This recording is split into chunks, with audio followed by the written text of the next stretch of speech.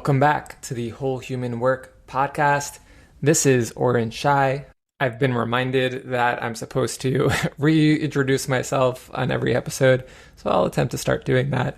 As a reminder, every other episode is this somatic side, meaning we get into the science behind the concepts that arise in the prior guest interview.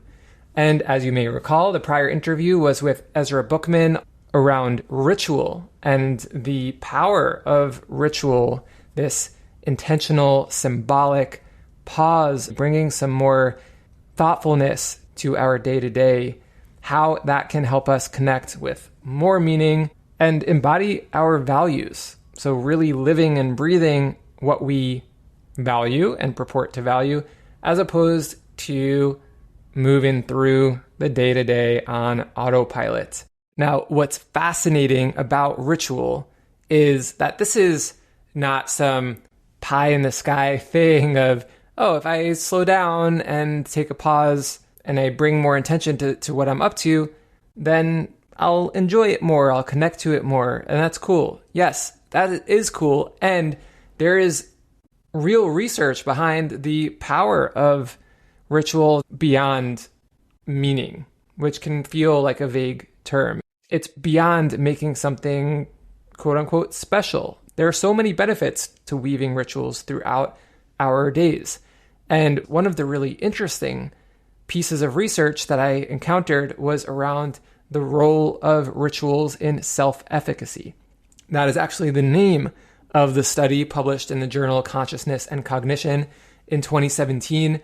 And this study points to the way in which bringing this intentionality, this specialness to whatever it is we're about to do supports us in feeling what I'll describe as this sense of, I got this self-efficacy, this ability to move forward and meet a given situation creatively. And for transparency, yes, this was a smaller study of about 90 participants. Yes, more research is needed, of course, around the connection between ritual and self-efficacy, as well as other experiences. We can get into the nuances of how we define ritual.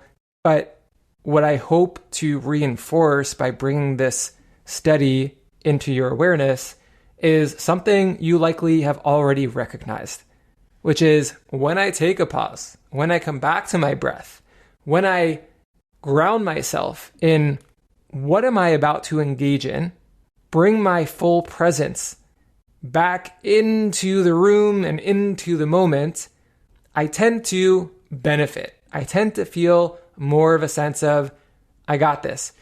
Okay, let's do it.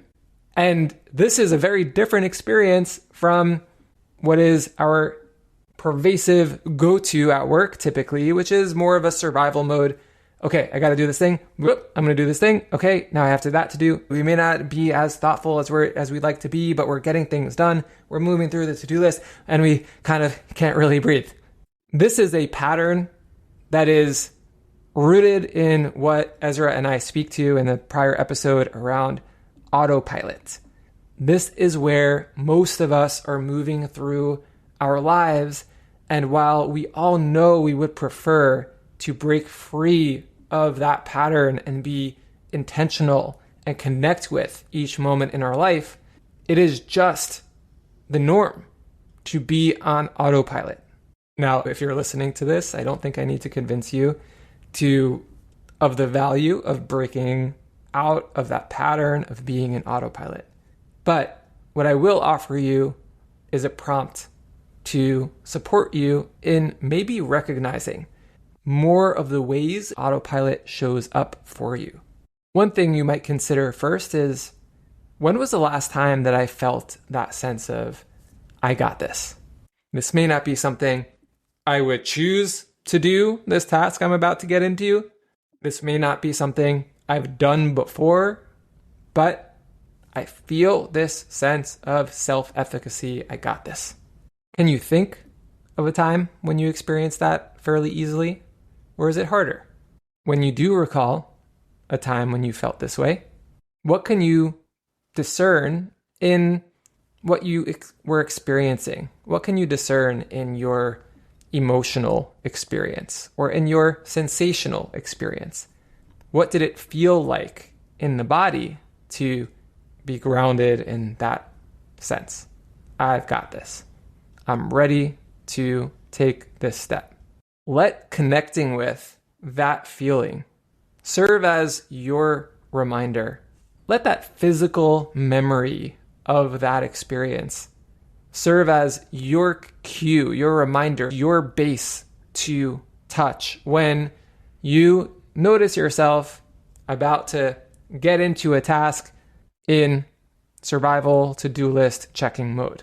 Really, what we're all going after in our day-to-day, what we're doing, all the things we're doing for, is a certain feeling, is a felt sense experience. So what if you allowed yourself the space to shift your state such that you can experience whatever it is you're engaging in the way that you want from the beginning, as opposed to maybe telling yourself that after you complete whatever it is, you'll feel the way that you want. Maybe you set aside some time tonight before bed to do a written reflection around where you would like to bring more thoughtfulness, more intention, more presence into a period of your day that feels kind of monotonous. And how might that look to create the space for it?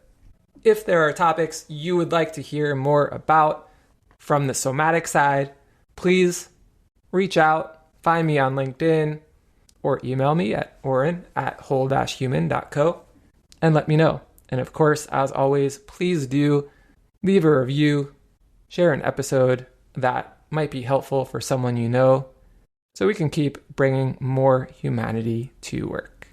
Okay, bye.